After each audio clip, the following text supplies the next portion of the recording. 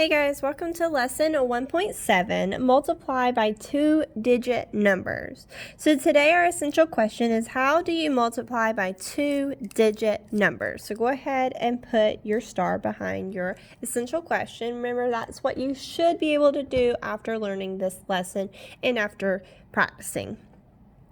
So if we look at the part where it says unlock the problem, it says a tiger can eat as much as 40 pounds of food at a time, but it may go for several days without eating anything. Suppose a Siberian tiger in the wild eats on average 18 pounds of food per day. How much food will the tiger eat in 28 days if he eats that amount each day? So let's go ahead and circle the important information. We know that the Siberian eats on average 18 pounds of food per day. And we're looking for how much food, I'm going to box up how much food will the tiger eat in 28 days if he eats the same amount. So the first thing we're going to do, just like we did with the last lesson that we learned, is we're going to estimate first.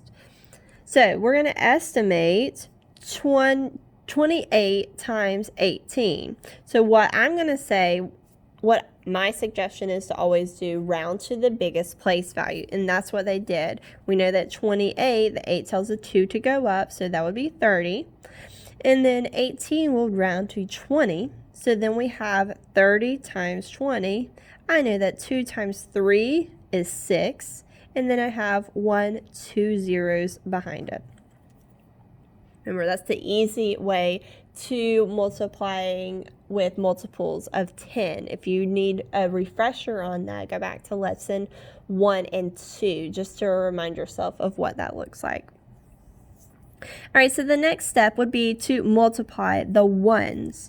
So we have 8 times 8 is 64. So I'm going to put down my 4 and regroup my 6. And then, sorry, I was making sure, I was showing you, like, I know how to do it, but making sure we word it correctly. And then we do 8 times 2 is 16. But then we have to add that regrouped number. So we have 16 plus 6 more would give me 22. Now, it says 28 times 8 ones, so that's what we just did, is going to give you 224 ones. Now we're multiplying the 10, so that was our ones place. Let's move on to the tens place. We're going to keep this number the same, 224. All we're doing is we're going to do a second row